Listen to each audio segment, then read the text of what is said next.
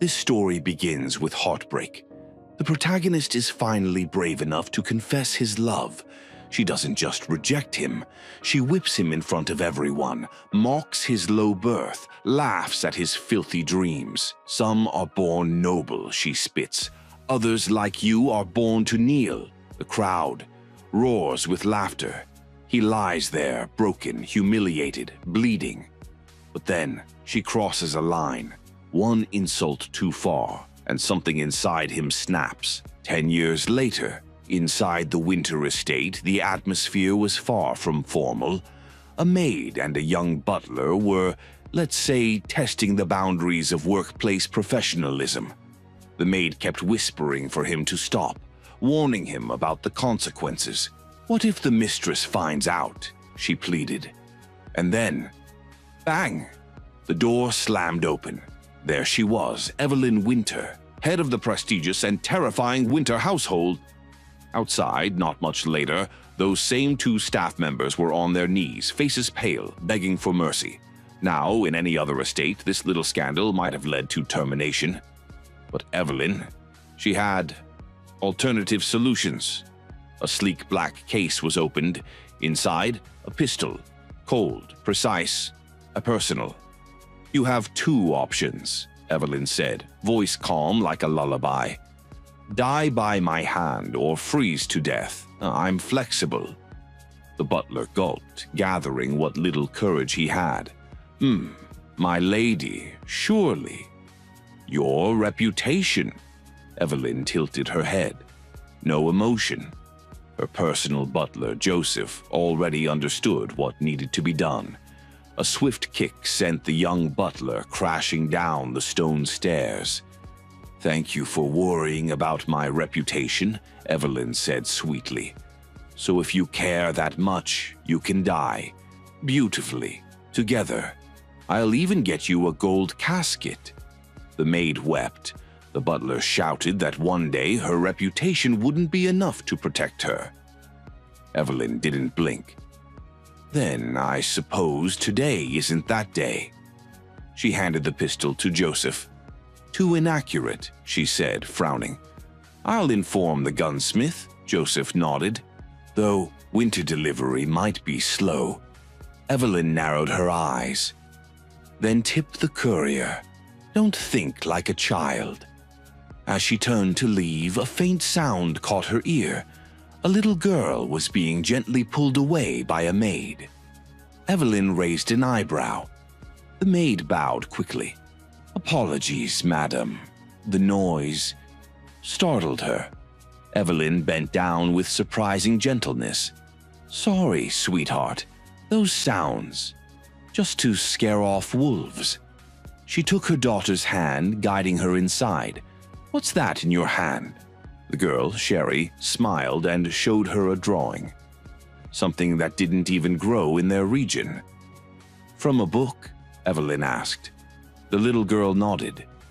For a moment, Evelyn froze. She remembered a young man from years ago, awkward, trembling, holding out a paper flower. I made it myself. If you don't like it, throw it away. And she, young and cold, had almost done just that, but something about the silly little thing had stopped her. She complimented it, reluctantly. It's not bad. He looked up, surprised. She had almost smiled. I'll get you a real one someday, he had promised. Now, back in the present, Evelyn blinked the memory away. Next time, Sherry, make the flower blue. That's prettier. Before Sherry could answer, a servant burst in, panting. Lady Evelyn? Trouble? She turned calmly. Yes. Our shipments to the north. They've been seized. She arched an eyebrow. By whom? The military. They said they're cracking down on corrupt nobles. Ma'am, they're coming for you. Ah yes, speak of the devil and he shall arrive. Quite literally this time. A dust cloud billowed near the winter estate gates as a horse-drawn military carriage came to a halt. Stepping down was none other than Colonel Gillis Black. The name sent a ripple of whispers through the staff. A servant, barely able to hide his nervous gulp, whispered to his peer, "That's him. Gillis Black, the hero of the nation. Used to be a soldier now. He's the crown's sharpest blade." Rumor had it that Evelyn Winter's shipments, supposedly luxury goods, were suspected to be not so luxurious. More like weapons and potentially aiding the enemy. A critical detail, yes. Easy to forget. The servant shivered and warned, "Don't let his title fool you. The colonel's no hero in person. He's more like the devil in uniform." Colonel Black stood at the steps, posture relaxed yet imposing. With a calm pop of his neck, he addressed his soldiers. "No need to drag her out," he said coolly. "I'll go in. Courtesy demands a proper greeting." His men clearly didn't share his sentiment. Moments later, they barged through the front door with rifles raised, startling the staff. Evelyn, however, didn't flinch. The colonel entered behind them, expression unchanged. "Apologies," he said with a slight bow. "My men can be enthusiastic. I'm just a soldier, after all, a low-born one." Evelyn blinked. For a woman who never lost her composure, this was close. She stared. She recognized him. 10 years ago, bloodied, broken, and cast aside, he had stood before her, making a vow through clenched teeth. "You'll regret this," he'd said. And now, here he was, draped in medals. Gillis Black. A ghost returned. She tried to mask her nerves. "What gives you the right to barge in?" He didn't answer. Instead, he bowed, eerily polite. "Forgive the intrusion, Lady Winter. As head of the household, you deserve formal respect." Soon after, the formal reason for the visit was announced. Under a royal decree, the House of Winter was under investigation for allegedly smuggling arms to the enemy. Everyone, noble and servant alike, was expected to cooperate. Refusal would be treated as treason. The staff, understandably, were on edge. Murmurs broke out. Evelyn clicked her cane on the floor once. The room fell silent. "Compose yourselves," she said firmly. "You work for my house, act like it." She turned to her maid. "Tea." And with that she left. Unbeknownst to her, someone was watching from above, arms crossed, calm as ever. Gillis Black, casually leaning over the railing, observing like a cat eyeing a canary. Before the tension escalates, the scene briefly zooms out. The kingdom of Altarisic is surrounded by powerful neighbors. Though the royal army held the borders through sheer grit, the people inside grew restless. The industrial age brought change, social divides widened, trust in nobles shrank, and resentment brewed like storm clouds. Enter our protagonist, Gillis Black. No one truly knew where he came from, a mystery to many and to some, a living legend. The Black Beast, the hound of the battlefield, a man who rose from the dirt, crushed enemies, and claimed victory after victory. To the people he was hope, to the aristocrats, a headache. Gillis casually asked Evelyn, "Where's your husband, Rowan Winter?" She raised an eyebrow. "Who?" He repeated the question, a little slower, a little sharper. Evelyn's voice turned icy. "Do you even read, Colonel? How did a man like you become a hero?" One of his aides clenched his fist. Gillis didn't react. "I understand he died, but," Gillis said, "I couldn't find his body." Evelyn gasped. You disturbed his grave?" Gillis nodded solemnly. It wasn't ideal, but his death was suspicious. Married 10 years ago. Died 3 years in a train accident. No witnesses, no body, and curiously, your wealth multiplied afterward. He paused. "Lady Winter, is Rowan Winter really dead? Or just pretending?" Evelyn stared at him for a long moment, and then she laughed. loud and elegant. Amazing. You've missed your calling, Colonel. You should have become a novelist. Sir Gilas tilted his head, amused. Then let me ask this, writer Evelyn. Why haven't you remarried in 7 years? Her smile faded. Her eyes sharpened. Because, she said slowly, I loved him. Gilas blinked. He hadn't expected that. She repeated, firmer, I loved him. The soldier turned hero studied her with a puzzled smile. Strange, he muttered. I didn't think villains could love. She raised her teacup and, without breaking eye contact, spilled it right onto his uniform. Neither did I, she replied flatly. But your joke wasn't funny. His subordinate, on the other hand, practically leaps out of his boots. But Evelyn isn't intimidated, not even a little. If you marched all this way with soldiers just to pressure me, she says coolly, then I'm afraid you've wasted your time. She taps her cane lightly. Do be careful how you speak about my husband, Colonel. If you have no proof, then it's just noise. With that, she gracefully excuses herself.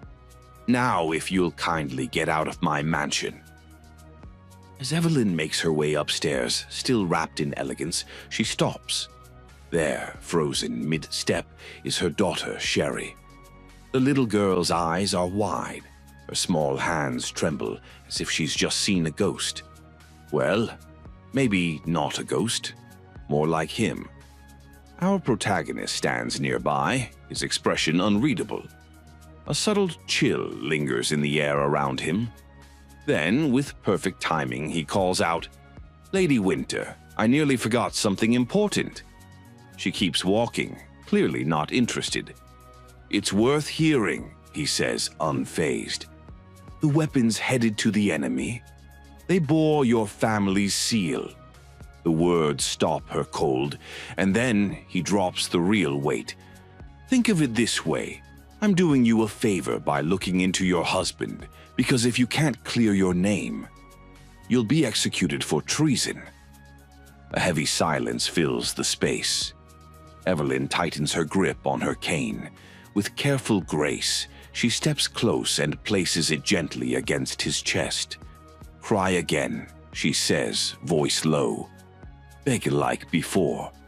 Who knows, I might actually consider it, for old time's sake. Her pride blinds her from the danger. She doesn't realize yet that the ground beneath her feet is shifting. Without warning, Gilas grabs the cane and pulls it forward, catching her off balance. You have a child now, he says quietly, eyes fixed on hers. Be careful. He lets go. The moment breaks, and as he turns to leave, he adds with a glance over his shoulder, Until tomorrow, Lady Winter. Smooth exit? Definitely. The House of Winter, once a pillar of the Alteric Kingdom, helped forge the nation's foundations. Their reward? Control over the resource-rich northern region. From mining to weapons production, their wealth snowballed, but so did their greed. Over time, the family's methods grew, less noble. Deals made in shadows, reputations tarnished. To repair their name, the former head arranged a strategic marriage between his daughter and the Empire's top academy graduate, Rowan Winter. But fate had other plans. Rowan perished in a train accident just 3 years later, or so the report said. Rather than mourn, Evelyn took the reins and led the business with the same cold precision. Her peers gave her a new title, the Heartless Widow, the Cold Villainess. She didn't mind, but time was not kind. The business declined, the profits shrank, and worst of all, there was no legitimate heir. Tension brews as Evelyn sits across from Gilas Black once more. He slides a document toward her. A proposal. He wants her to transfer the estate, step down and let him take over. It sounds generous on the surface. Better to retire with dignity, he says, than to lose everything when the crown gets involved. She lifts a brow. I'm not bankrupt yet. He fires back. Your profits are drying up. Your name's in the dirt. And while people believe you're aiding traitors, no one's going to trade with you. Still calm, he urges, this is for your own good. She studies the papers. For a second, she hesitates. Then a thought crosses her mind. You're not doing this alone, she says. Someone's backing you. He doesn't deny it, which only confirms it. She leans back. Tell me, do you actually care about me? Gillis pauses, then shrugs dryly. Sign the paper, Evelyn. She stands. Only the king can decide my fate, and you are not the king. With that, she commands her servant, pack my bag. I will speak to His Majesty myself. The stars peek through velvet skies. Evelyn sits awake, lost in thought. Gillis's words echo in her head. Behind her, little footsteps approach. She snaps, frustrated. Who's there? Then freezes. It's Sherry, her daughter. Realizing her mistake, Evelyn kneels beside her quickly. I'm sorry, she whispers. I didn't mean to scare you. Sherry doesn't cry. She just leans in quietly and dozes off. Evelyn brushes a strand of hair from the girl's face. Her shoulders ease. A rare, quiet smile forms. She looks down at her daughter and whispers, I'm the head of this house, and no one, not even him, will take that from me. The room remains dim and quiet with only the sound of soft breathing breaking the silence. Little Sherry stirs first. Her eyes flutter open, landing on her mother, still fast asleep beside her, clearly worn out. Without a word, she gently slides off the bed, padding across the cold floor to fetch a warm sheet. Not long after, footsteps echo down the hall. Enter Gillis Black, looking unusually uncertain, bowl in hand, like a soldier unsure whether he's invading enemy territory or just bringing soup to a tired noblewoman. He pauses at the door, Evelyn still asleep, muttering her late husband's name like a lullaby to herself. Gillis's brows crease slightly. A flicker of emotion, hard to place, crosses his face, but he steps forward and gently wakes her. She stirs, blinking at him. Oh, you. You haven't eaten anything today, he says flatly. I can't have you fainting. He holds out the bowl. But Evelyn is as stubborn as a locked door during a storm. I'm not hungry. Gillis sighs. You never are when you're sick. Suddenly, his hand reaches for her forehead. Big mistake. She jolts, instantly swatting his hand away. What exactly are you trying to do? He simply shrugs. You always skip meals when you're not well. I figured it out a long time ago. She narrows her eyes. Is this your way of getting revenge? Revenge, he chuckles softly. That only works if you're an equal opponent. And right now, you're not even close. That earns him a shove. His patience cracks. He grabs her by the neck, firm but not hurting, just enough to make his point. I said stop acting strong, he growls. Her glare is sharp. Let go. Now. Do it yourself, he dares, if you have the strength. A beat passes between them. He sighs and lets go, noticing the spoon has fallen. Well, no spoon now. Evelyn is baffled. What are you even doing? Feeding you, he says simply, now dead serious. Don't resist. As he lifts the spoon to her mouth, she freezes. In that moment, a memory, faint but vivid, flickers in her mind. The skies poured endlessly. A younger Evelyn stood, soaked and shivering. Gillis back then, just a boy with bright, innocent eyes, kept a cautious distance. When her hand reached out, he instinctively pulled away. She noticed it. Don't leave me, she whispered, grabbing his hand. I need to get something for your cold, he muttered, trying to look away. But Evelyn saw through him. You're the one burning up. She brushed the wet hair from his face. You need a haircut. His eyes darted. And look me in the eye when you speak, she added. Still, he insisted on leaving to find help. Don't, she ordered. That's an order. He was overwhelmed, but she comforted him anyway. You're mine no matter what, she had said. Those eyes, she could never forget how pure they once were. The next morning, Evelyn's servant arrives, flustered.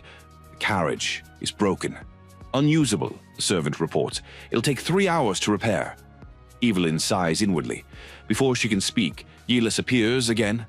Ride with me, he offers casually. She ignores him. How long will it take to fix?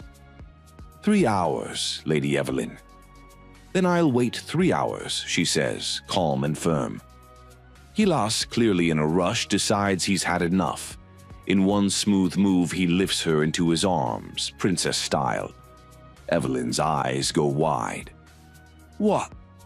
Gasps from the servants. Murmurs ripple through the estate like gossip in a ballroom. Put me down, she shrieks. Slap. Even the guards flinch, but Gilles doesn't. He just tosses her into his carriage like luggage with a title. You need to understand your situation, he says, brushing off another slap.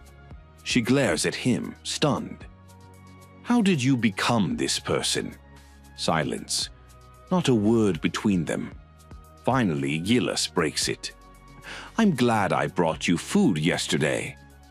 No response. She stares out the window. You're just unbearable, she mutters. Fair enough, he says with a nod. If you're sick, there's a waste bin in the corner. Try not to ruin the carriage. Mortified, Evelyn kicks the box away. Her thoughts spiral.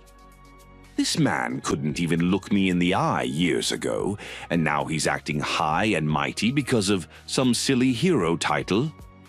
Gilles just watches her calmly, letting her rant echo into the silence. And finally, as always, he ends it the only way he knows how.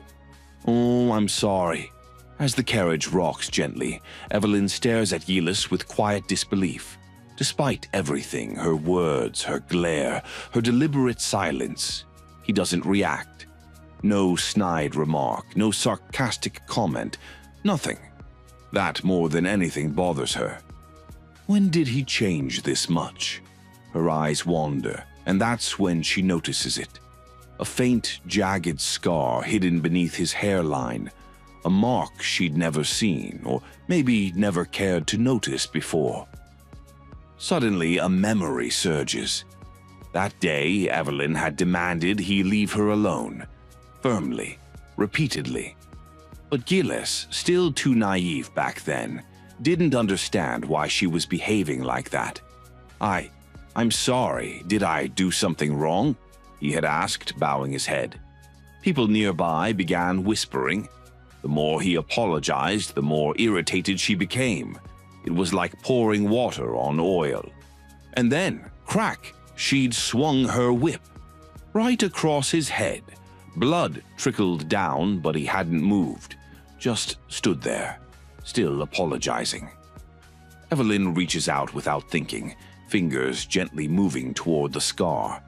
But before she can touch it, Gilles grabs her wrist with lightning speed. His eyes sharpen. What exactly are you doing? Snapped back to reality, Evelyn blinks and pulls her hand away quickly. Just wondering if that's why you grabbed my hand so harshly earlier, she says, regaining composure. Guess your teacher never taught you how to treat a lady properly. Her tone is sharp, but truthfully, she's not in a great position to talk. Before the tension can rise again, a voice cuts in. We've arrived, Colonel. Gilles steps out of the carriage first, turns and offers his hand. We can continue this conversation about the past some other time. She glances at him but doesn't take his hand. Honestly, just remembering you makes me nauseous. Meanwhile, a balcony overlooking the courtyard. Someone watches her quietly from above. His gaze lingers, not with anger, but with interest. 7 years, and she's still just as stunning. Victor Altarigic, the second prince, brother to the king. And clearly someone with plans of his own. As Gillis escorts Evelyn toward the king's chamber, they're intercepted. Victor approaches with a playful smile. "Lady Evelyn, Colonel Black, what a fine pair," he greets, voice smooth like polished marble. They bow politely. He doesn't miss a beat. With casual ease, he loops an arm around Evelyn's shoulder. "That must have been a tiring journey. You deserve some warm tea." Evelyn steps slightly away with a graceful smile. "Thank you, Your Highness, but I must prioritize the king's summons." Victor chuckles, still ever the diligent lady. Then his expression shifts. "My brother's condition, it's worsened. The physicians have done their best, but..." His voice trails off as he studies her reaction carefully. Evelyn, sensing the bait, masks her thoughts with a polite smile. "Your concern is deeply appreciated." She plays her part well. Victor smoothly redirects the conversation toward Gilles. "You know, Colonel Black's been busy tracking down traitors. His dedication is admirable. Frankly, I had to wash my hands of him. He's too relentless." Evelyn raises a brow but stays silent. Victor seizes the pause. "I wonder, are you two acquainted?" Still no answer. "Well," he continues, "he saved my life during the war. A true hero. Took quite a bit of convincing to get him to join the army. He still has some mercenary habits, but I hope he wasn't too much trouble on the journey." Evelyn looks at Gilles briefly. "Mercenary? That's new." She smiles, the kind that could mean anything. "You both make quite the impression. His Highness will have a fine future with such promising men around." Victor beams, not quite sure if she meant that sincerely. Just then, a servant arrives. "The king is ready to receive you." As she turns to leave, Victor places a hand on her shoulder. Again, "If you ever need to talk, there's no shame in seeking help. The past, it's best erased." Evelyn smiles sweetly. "Is that why you killed my husband?" Victor freezes, face going blank. Evelyn giggles lightly. "Oh, relax, I was joking." And with that, she walks off, victorious. Victor just stands there, stunned. Another round lost. The room is silent, heavy. The king lies in bed, his health clearly fading. His skin shows signs of decay. A shadow of the ruler he once was. Evelyn steps forward, calm and composed. She kisses his hand gently. "Forgive me, Your Majesty, for not visiting sooner." His eyes soften. No words, just a nod of welcome. Elsewhere, in Victor's chambers, glass shatters. Victor paces, muttering to himself, "Annoying woman. Thinks she's clever." Across the room, Gilles sips his wine silently, unbothered. Victor huffs. "She's too confident. Someone must be backing her. It's the only explanation." His thoughts drift. What if Rowan Winter is still alive?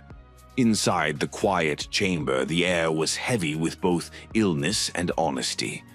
The king, pale and weak, spoke with surprising clarity. He spoke of Rowan Winter, Evelyn's late husband, not just as a man, but as the kind of leader the nation needed. Young, sharp, and noble in every sense. "Oh, Rowan, he could have led this nation," he murmured. "Unlike Victor. Too hungry for power. To my brother, Rowan was nothing but a thorn." The king looked at Evelyn, his eyes filled with concern. "I'm sure all this, your troubles, the whispers, the pressure, it's his doing. Victor doesn't want you. He wants your name, your bloodline, and through you, multiple power." He warned her not to face Victor head-on. "You can't defeat him like that. He's too calculating." but then a spark of hope. There is still a path forward. Just as he was about to say more, the scene shifted. Back in the hall, Victor walked alongside Yilas Black with practiced grace. "I want him found," Victor said firmly, referring to Rowan. "Whatever it takes." There was a pause. "You know, I could give you a portrait." "No need," Yilas interrupted, voice steady. "I know what he looks like." Victor blinked. "You've met?" Yilas didn't elaborate. He just nodded. Victor studied him curiously, a glint of interest in his eyes. "You're more interesting than I thought." What Victor didn't know was the truth behind Yilas's calm response. He hadn't just seen Rowan. He'd painted his wedding portrait, the one with Evelyn, the one that nearly broke him. Her meeting with the king ended with a quiet pledge. She would uncover the truth, no matter the cost. At the same moment elsewhere in the palace, Yilas made the same vow in his own way. Two paths, one goal, but whether they were allies or not, that remained unclear. The time had come for Evelyn to leave, her face unreadable, her thoughts her own. Naturally, Victor appeared right on cue. "Why, the long face?" he asked casually, though his eyes searched her for answers. Before she could respond, the butler appeared with an announcement. "By His Majesty's order, Lady Evelyn is to be escorted to her estate." One problem: Evelyn hadn't brought a carriage. Hers had been damaged earlier. Victor stepped forward without hesitation. "Allow me. I'd be honored to take you." But Evelyn didn't answer right away. Instead, she met his gaze, cool and sharp. Then came her words. "Victor Alteric, son of a royal concubine, rose through military ranks, Grand Duke, but none of that is enough. You want the throne." She kept going. "You have strength, yes. But strength isn't enough. You need support. You need noble blood behind you." She smiled faintly. "That's why you need me, or rather my family's name." Then, without flinching, she added, "No." Victor's smile thinned. He grabbed her hand, grip tightening. "This is the last time. I offer kindness." And right then, "Uncle!" A new voice rang out, loud, clear. All heads turned. It was Joshua, Victor's nephew and one of his rivals for the crown. Victor blinked. "You should be at the Imperial Academy." Joshua shrugged. Change of plans. Then to Evelyn he bowed politely. "Lady Evelyn, it's an honor," she responded with grace. "Prince Joshua, you flatter me." Joshua stumbled over his words for a moment, clearly flustered. Victor sighed. "Perhaps the grown-ups should handle this matter." But Evelyn interjected smoothly. "On the contrary, Joshua's the top of the academy, the pride of the realm." Joshua's cheeks turned redder. Still fumbling, he admitted, "I was inspired by her late husband." At the mention of Rowan, Evelyn's tone softened. "If it's not too much trouble, could I request your carriage? Mine was unfortunately attacked by wolves." Victor's eyebrow twitched. "Wolves? Really?" Joshua, unsure at first, nodded quickly. "Of course. I'll have it prepared at once." Whispers stirred among the nearby attendants. One of Yilas Black's men leaned over to his comrade. She just flipped the game. Indeed, she had. In one move, she'd dodged Victor and gained Joshua's favor. Victor could only watch as she stepped toward the prince's carriage.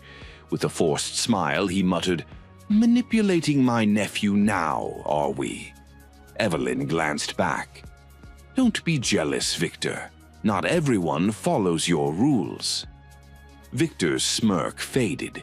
He turned on his heel. "She'll regret this," he muttered under his breath. Evelyn was nearly aboard when Yilas appeared. "Need an escort?" he asked lightly. "You did mention wolves." She gave a faint smirk. They weren't animals, they were you and your men. Point made. Still, Gillis didn't move. She turned toward the carriage, then paused. The step was a bit high. Before she could adjust her footing, Gillis stepped forward and extended his hand. She blinked at him. What's this now? Another trick? His tone was calm. No trick, just basic courtesy. Hesitant, she accepted. As she stepped up, he offered a parting remark. Take care of your health. She looked back, raising an eyebrow. Now you're pretending to care. He held her gaze. I don't need to pretend. Something in his voice felt sincere. It caught her off guard. Just a little. Flushed, she turned away. Do me a favor, Gillis Black. Never show your face again. And with that, the carriage rolled away. Something had shifted in Gillis Black. His men noticed it right away. There was a lightness in his steps, almost happiness. Strange, considering the chaos around them. When asked, he simply recalled a memory. Once, Evelyn had said, the beauty of the hunt is when the prey stops running and turns to face the hunter. That was today. She had something to lose, her child, her name, her pride, and that made the game much more meaningful. He quietly thanked her, not for mercy or affection, but for showing him that love could be pointless and painfully real. His vow was clear. Everything would be returned. The scene shifts to a vast, snow-covered land. Evelyn stands before a half-built railway, and Isaac, loyal and cautious, questions her resolve. Are you really planning to fix this thing? He asks, brows raised against the cold. She doesn't answer right away. Her gaze lingers on the steel beams, the frozen tracks, a dream halted by war. This railway once connected them to Brighton Mine, a lifeline for trade, her husband's vision. But after a tragic explosion caused by enemy sabotage, the entire project collapsed, just like the peace they once had. Isaac raises the practical concerns. Is it still safe?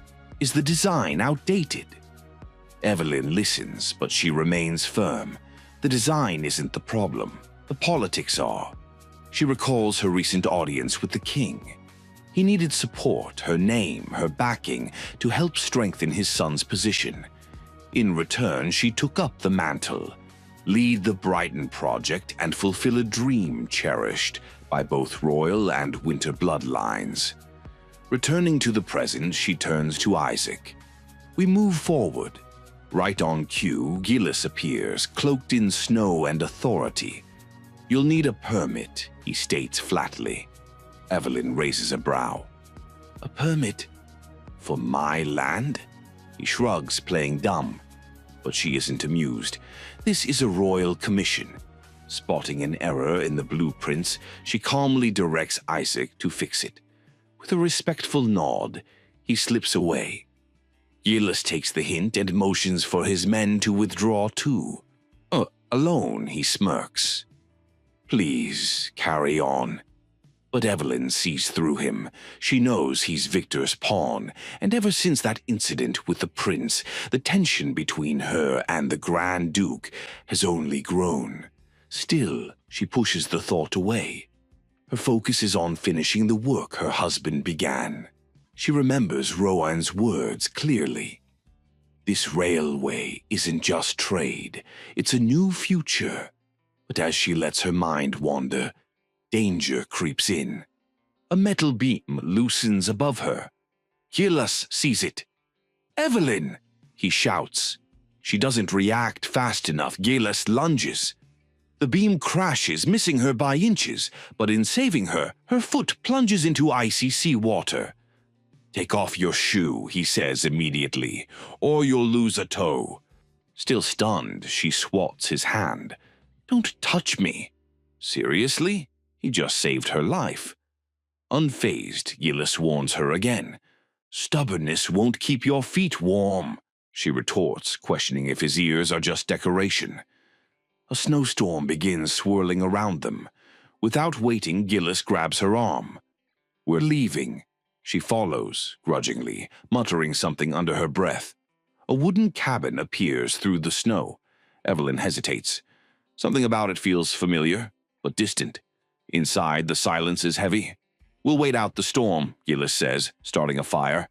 Evelyn just stares at him, out the window, and maybe into herself. He breaks the silence, almost casually. This place hasn't changed. To her, though, it's a void, scrubbed clean of memories. His glance sharpens at her reaction. As the fire crackles, he nudges. "You should dry your clothes." She doesn't move. Instead, she questions him. "How are you always so unaffected?" "I'm a soldier," he answers simply. "We don't have the luxury of feelings." She scoffs. "You, the same boy who couldn't hold a chisel straight?" He dares a smile. "It was because of you that day. That's why I made it." Then, bold as ever, he wipes his face with her damp hair. She's too stunned to speak. She quickly regains her edge. "Get out." But Gillis doesn't budge. "If I leave, no one knows you're here. And if something happens, Victor might be happy." She frowns. "I doubt he'd care." "He would," Gillis says quietly. Outside, the storm howls. Inside, questions swirl. Gillis suddenly asks, "Do you remember those days?" Evelyn's face tightens. "Those days are gone." He presses on. "Did Rowan really love you?" Her eyes narrow. "Do you think you can finish this project alone?" She starts to protest, but he's relentless. Would Rowan really endanger the woman he loved like this? The questions hit harder than the cold. Was Rowan truly the man she thought he was? She fires back, questioning Gillis's loyalty to Victor. A hero like him, reduced to a god? "Because I'm a commoner," he says plainly. "My master doesn't trust what he can't control."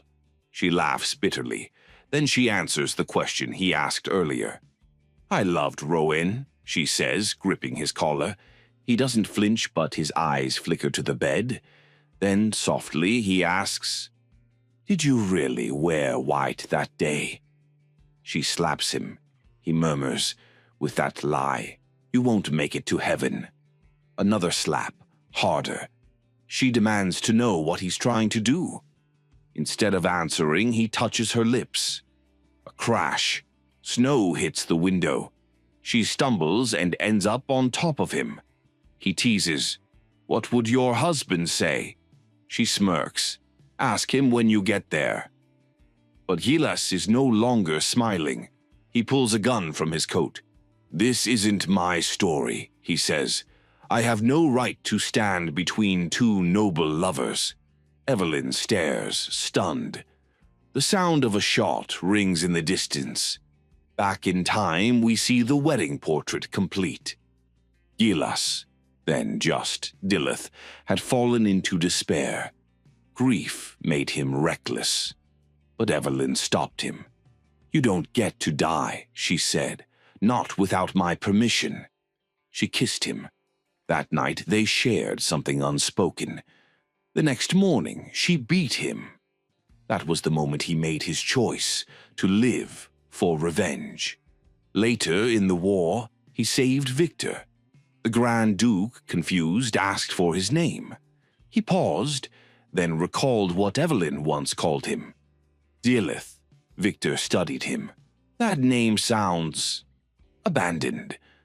A soldier hears the shot, panic in his voice. Another calms him. It was just a signal. Orders are given. Prepare the carriage. At the winter estate, the phone rings. A maid answers, confused by the message. The gift has arrived. Before she can question further, the doors burst open. Victor smiling coldly. "Perfect timing," he says. "My gift has arrived." A few moments later, Isaac stumbled in, snow clinging to his coat, hair wild and face looking like he'd barely escaped a brawl with a snowstorm. Breathless, he reported the worst. Masked assailants had attacked the site or stolen the Brighton project designs, and, most troubling of all, Lady Evelyn was now completely alone.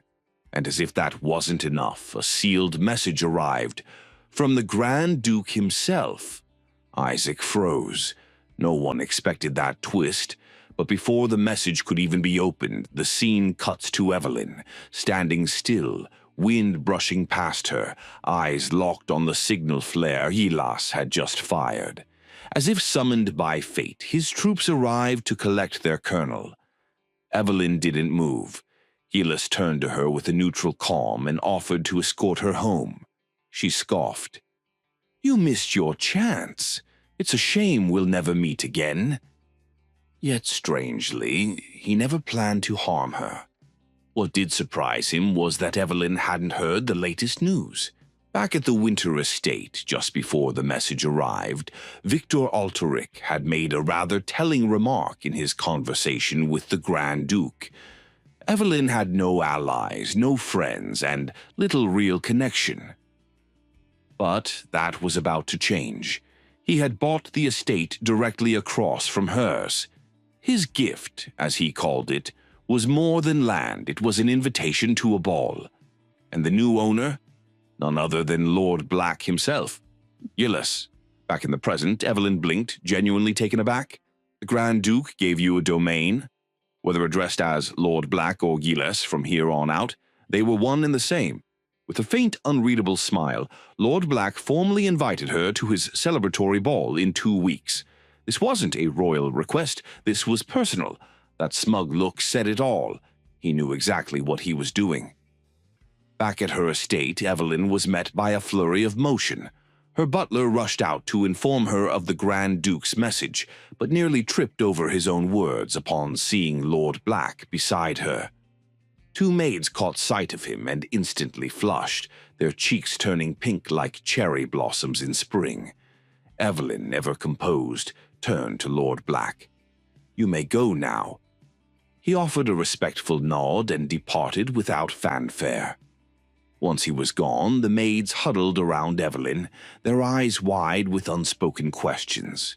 She waved them off with a simple instruction. "Get me Isaac." Isaac emerged a moment later, apologizing profusely. She didn't say a word, just instructed the staff to prepare a hot bath and call for Oscar. A doctor, apparently. Later, bathed in rose-scented water, Evelyn leaned back. Her mind drifted to Lord Black and his puzzling invitation. Why now? Why not years ago? She concluded logically it was another Grand Duke ploy. Her late husband had warned her of these political games, the coming power struggle, the pressure. His words still echoed, "If anything happens, take care of our dream." Her thoughts were interrupted when a small hand touched her arm. She turned, startled, to see Sherry, her daughter, standing at the edge of the tub, tears in her eyes. Evelyn's worry turned to scolding. "What were you thinking? You could have slipped." But in the middle of her sharp words, she paused. Realization hit. Sherry was only there because she was worried. Evelyn pulled her close, holding her tightly. "It's okay," she whispered. "Everything will be fine." Dressed in warm clothes, Sherry was just getting settled when an argument echoed down the hall. The door burst open. Oscar, hair a mess, coat askew, stethoscope dangling from one hand. He rushed in and asked if Evelyn was all right. She sighed, of all people. He fumbled through his coat like a magician looking for his rabbit, then proudly held up his stethoscope. She gave him a flat look and slapped him. "I'm starting to doubt your credentials," she said dryly. Blood trickled from his nose, but he held up a thumbs up. "You haven't changed at all." "Drop the dramatics," she replied with a sigh. And just like that, the mood lightened. They walked through the halls, chuckling about old times, but unseen, a masked figure lingered in the shadows, watching. waiting. The next morning, the conversation shifted. Brighton. Oscar froze. It was Rowan's project after all. But Evelyn stood firm. She would finish what her husband started. Still, Oscar hesitated. He had seen something on his way in. Whispers of outrage among the public, unrest tied to the project. He voiced his concerns. She turned to him, tired but sharp. "Stop calling me Lady Evelyn," she said softly. The words caught him off guard. Memories of the past came flooding back. Before he could say anything, Sherry walked in, her steps light. Oscar scooped her up with a grin. "You've grown so much," Evelyn tried to scold her for entering without knocking. Sherry pouted. Oscar defended her gently. "She's just a child," Evelyn relented, waving them off. Oscar tried chatting with the girl, but she stayed silent, unblinking. Something was off. Eventually, she left. The silence she left behind lingered. "Is she—" Oscar hesitated, still not recovered from what happened. The answer came not in words, but in a painful memory. Years ago, during a scandal that nearly shattered their family, a man twisted with power had threatened Sherry's life. Rowan had ended it swiftly. No mercy. The memory still made Evelyn shiver. Her cup slipped, shattering on the floor. Oscar knelt beside her. "When did you last rest?" She didn't answer. Instead, she reached out, holding his hand gently. "Oscar, do me a favor." But before she could explain, the scene shifted. Outside, Sherry wandered into the garden, humming. She spotted a white rabbit and gave chase, smiling brightly. Maybe if she caught it, she'd cheer up her mother. But a gunshot rang out. The rabbit collapsed.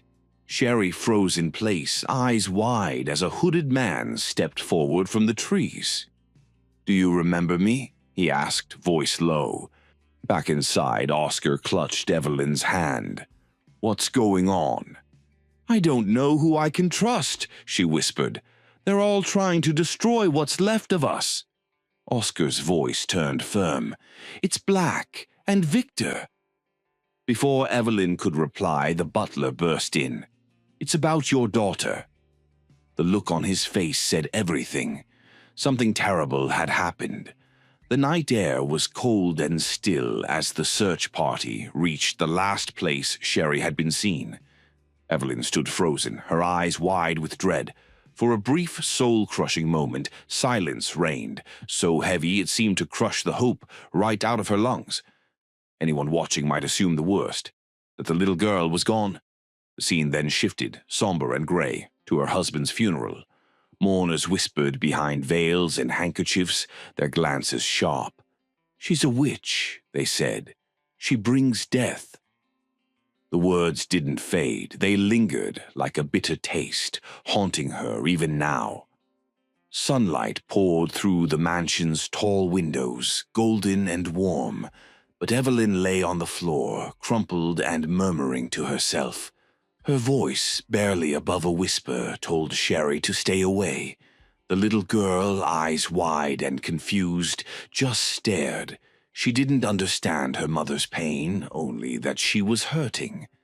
Evelyn, in a trance, muttered stories of her past, losses piled upon losses, cousins, uncles, now her husband. A dark thought took root in her mind. Maybe she was cursed. Maybe she truly was the problem.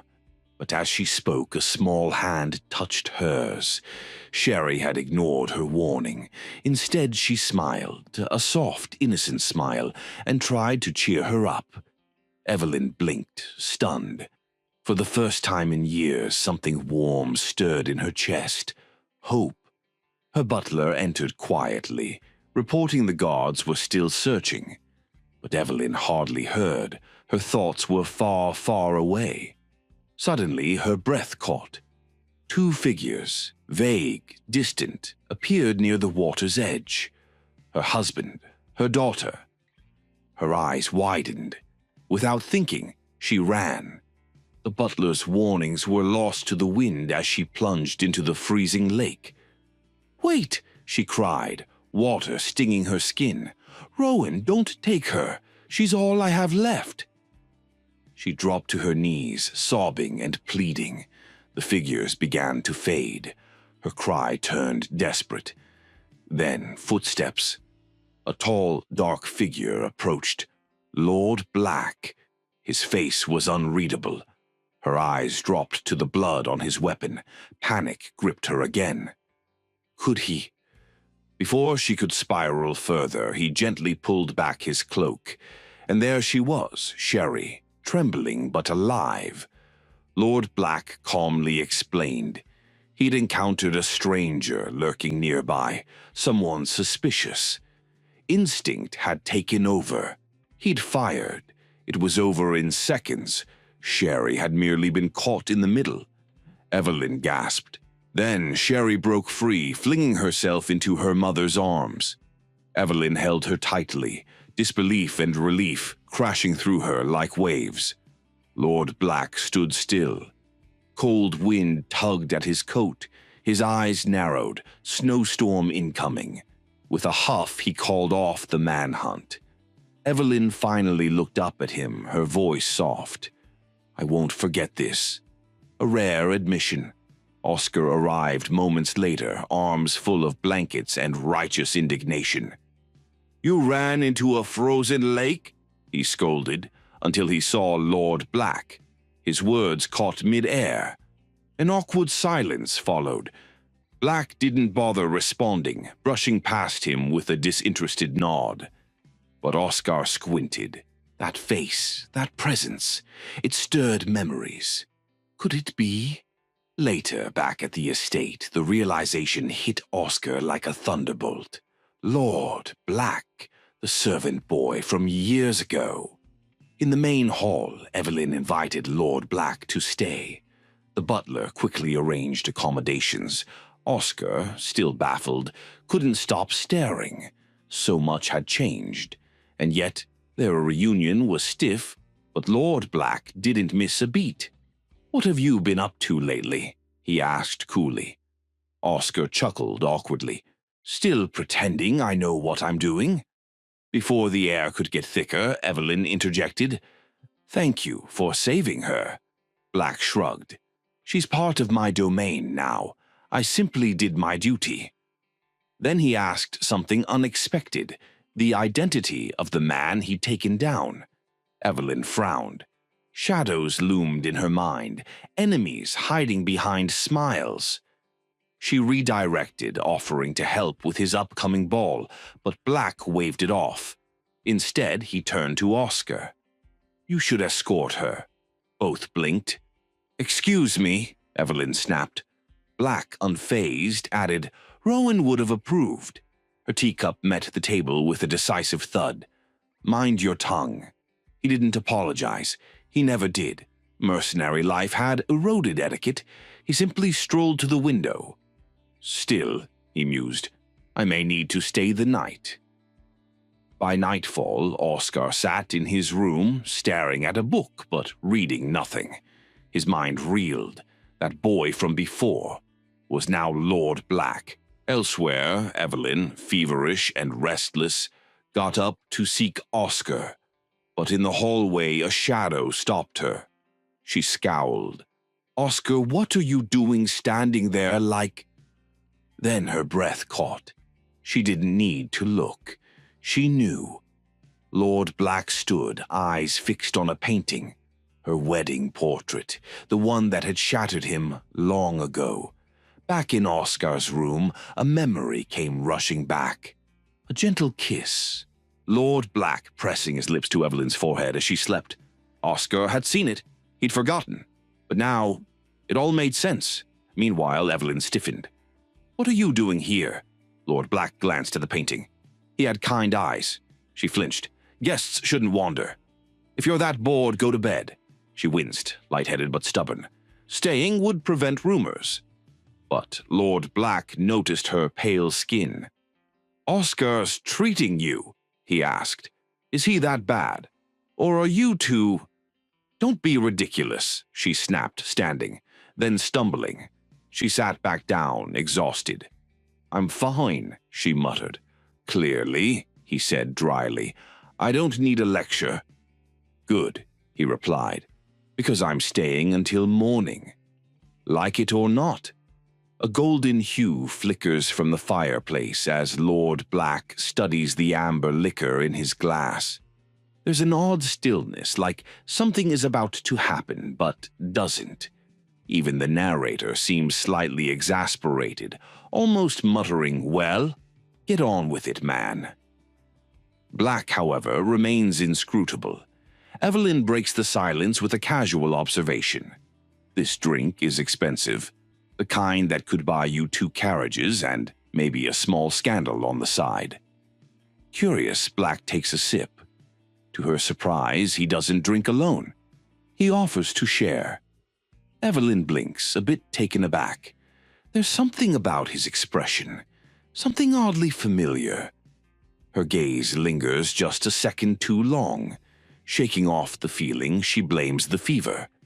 Reaching for her drink, she accidentally picks up his instead. A small mix-up, but Lord Black notices. He says nothing. A moment later, Evelyn's face scrunches up. "This is way too strong," she coughs. Without skipping a beat, he offers advice. "Sip slowly."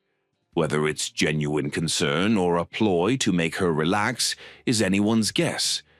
But from Evelyn's side, something shifts. For a fleeting moment, she sees the man he once was, the one who had stood beside her years ago. Moved by something she doesn't fully understand, she reaches out, whispering his name. It's tender, almost too tender. But this isn't a melodrama. Black immediately senses something's off. She's not in her senses. A second later, she faints into his arms. He stares at her, dumbfounded. Of course this got complicated, he probably thinks.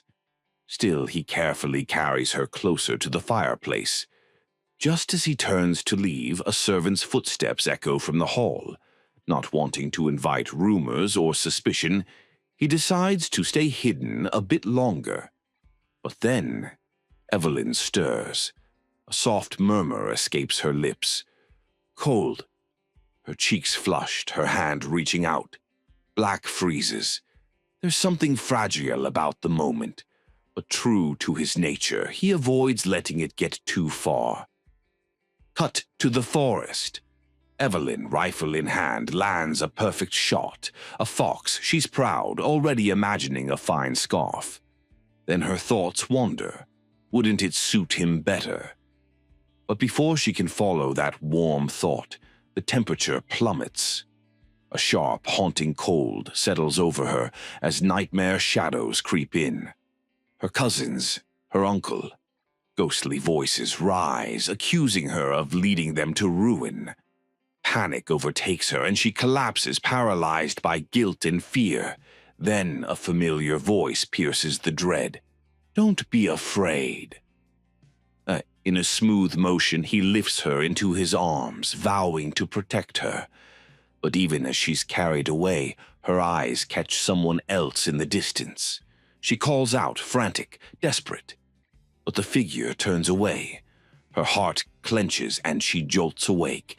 Gasping, she finds herself back in reality, her fevered mind still dazed, and Lord Black sitting nearby. Calm, watching. She's instantly self-conscious. Did I say something weird? He shakes his head. Rest. Your fever's down.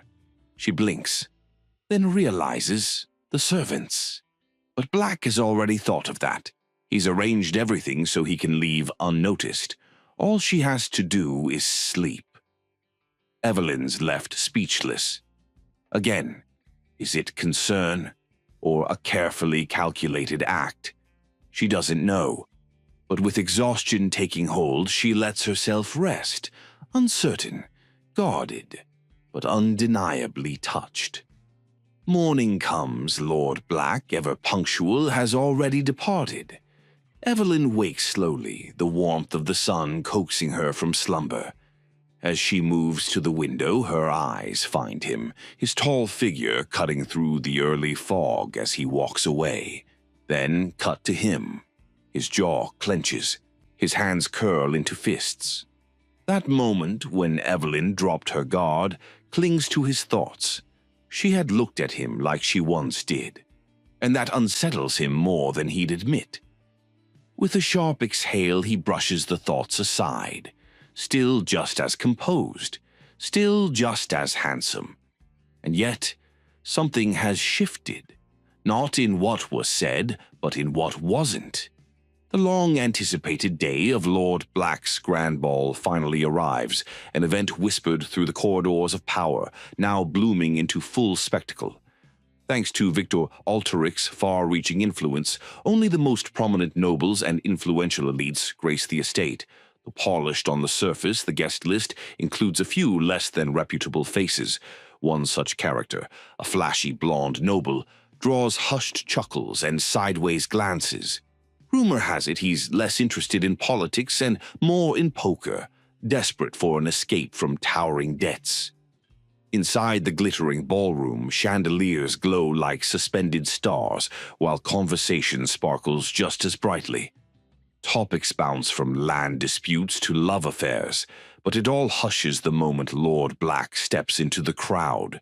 Tall, reserved, and unexpectedly magnetic, he doesn't speak a word, but every gaze finds its way to him. Then comes Victor Alteric, all charm and grin, cutting through the crowd like a man who owns the place, which, in part, he does. He playfully compliments Black's attire, raising a brow as if to say, "Trying to steal the spotlight, are we?" With a teasing tone, Victor urges Black to mingle properly. After all, the noble ladies have already taken interest, and who could blame them? Black remains silent, expression unreadable. Perhaps lost in thought, perhaps just bored. Before more can be said, one of Victor's close allies arrives, pulling him away. Black steps back politely, though his thoughts are clearly elsewhere.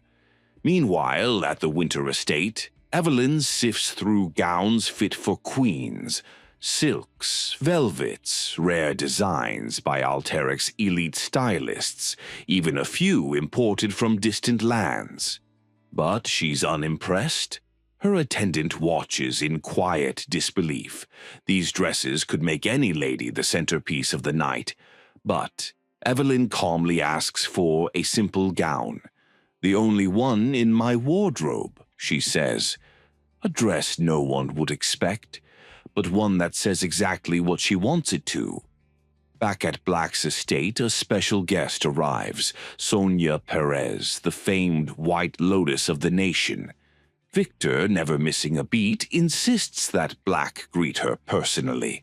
After all, she's a gift from him.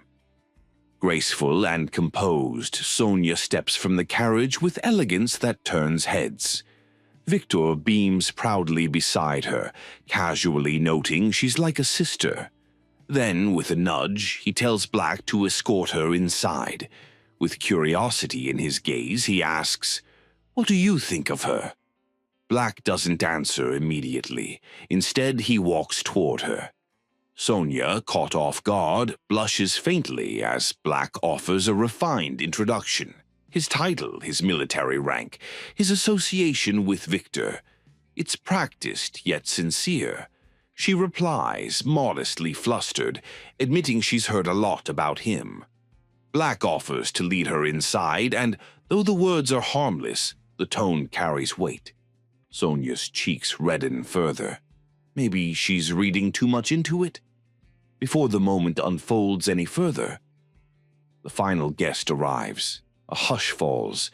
Dark fabric sweeps across the marble floor. The silhouette is unmistakable. Evelyn enters with striking confidence, her outfit drawing gasps, not just for its design, but its message. It resembles the one she wore to her husband's funeral. Intentionally or not, it's a statement. Ignoring the murmurs, she walks straight to Victor and, without hesitation, demands an explanation for how she's been treated. Victor, in an unusually diplomatic tone, apologizes, half-heartedly, perhaps, but enough to calm the moment. That's all Evelyn needs. She then turns to Lord Black and coolly asks him to escort her inside. The room stills. Sonia blinks, confused. Victor, speechless. Black, calculating. He knows ignoring Evelyn could spark the kind of rumors that unravel reputations, and loyalty to Victor means protecting his interests. So, with a slight nod, he accepts. Sonia watches, realization dawning in her eyes. Evelyn was the infamous lady from the Winter Estate. Their entrance sends a ripple through the ballroom.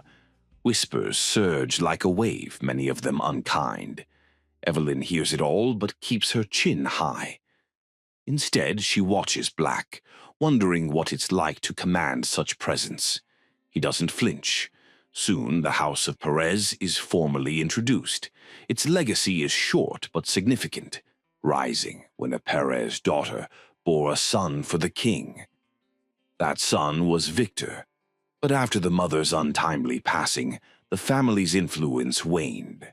Earlier that evening, Victor and Sonia had shared a private moment, his tone uncharacteristically serious. He laid out his strategy: gather wealth, troops, resources, everything necessary to secure the throne. Most importantly, he needs a shield, someone steady, unshakable. That someone, Black. Snapping Sonia out of her thoughts, Victor invites her to the dance floor.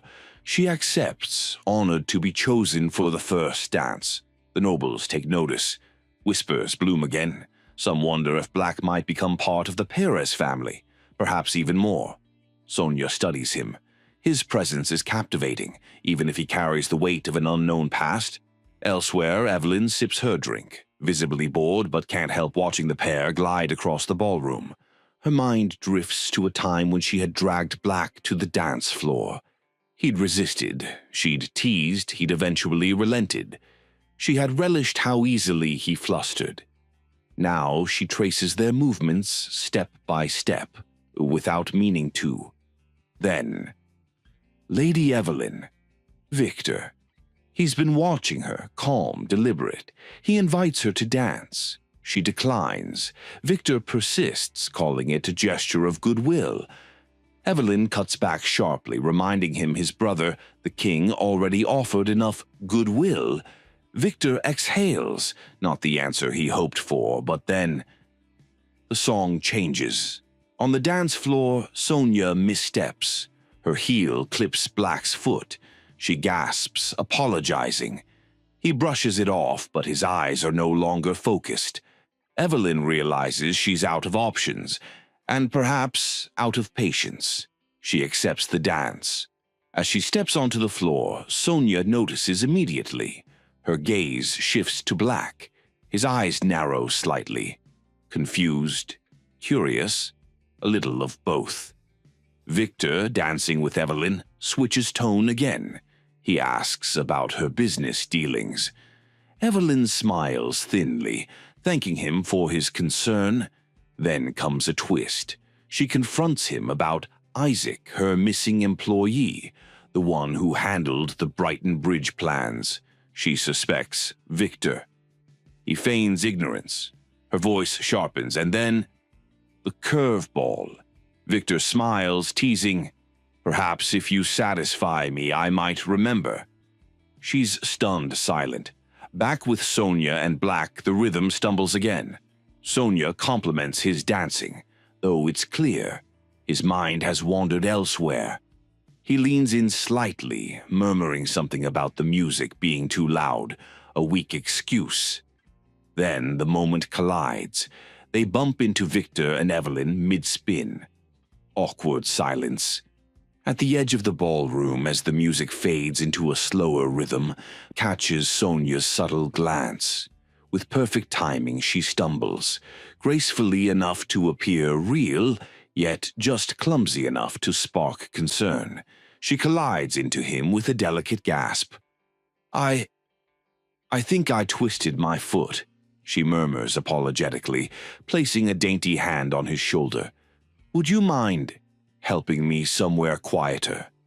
Black hesitates for a heartbeat, but with a quiet sigh, he obliges.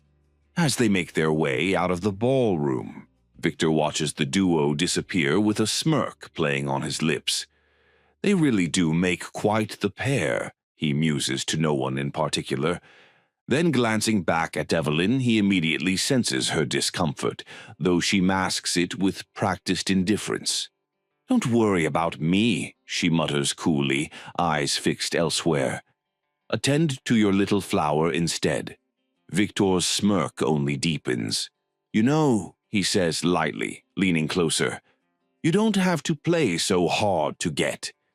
Evelyn blinks, caught completely off guard, but before he can say more, she steps away with calm composure, offering a polite farewell just as the song ends. Victor extends a hand as if to stop her, but she's already slipping into the crowd. Later, Evelyn stands alone on the moonlit balcony, her gloved hands tightening around her glass. The breeze cools her frustration, but her thoughts are far from calm. That blueprint, that dance, that stupid stumble. As she mutters under her breath, a voice interrupts. Evening, Lady Evelyn, a slurred voice says. She turns stiffly. It's the blonde noble from earlier, the one whispered about in every corner of the ballroom. His face is vaguely familiar. Hughes, do I know you? She asks cautiously. Theodore, Baron Theodore, he says with a forced smile and a hopeful gleam in his eyes. I need your help. Meanwhile, in a quiet room down the hall, Black assists Sonia into a cushioned seat. His sharp eyes quickly observe that her foot is perfectly fine, but she's lost in her own thoughts, dreamy ones. He's even more handsome up close. Just as Black opens his mouth to suggest calling a physician, Sonia suddenly panics. No need. I just need to sit. That's all. She attempts to move and promptly stumbles again, falling into his arms with theatrical timing. Black catches her with ease, but his eyes narrow, his patience quietly waning. Back on the balcony, Evelyn watches the Baron with growing suspicion. He leans forward, his breath heavy with wine.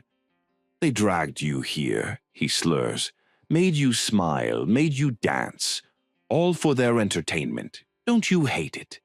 Evelyn raises a brow. You're drunk. He shakes his head, growing bolder.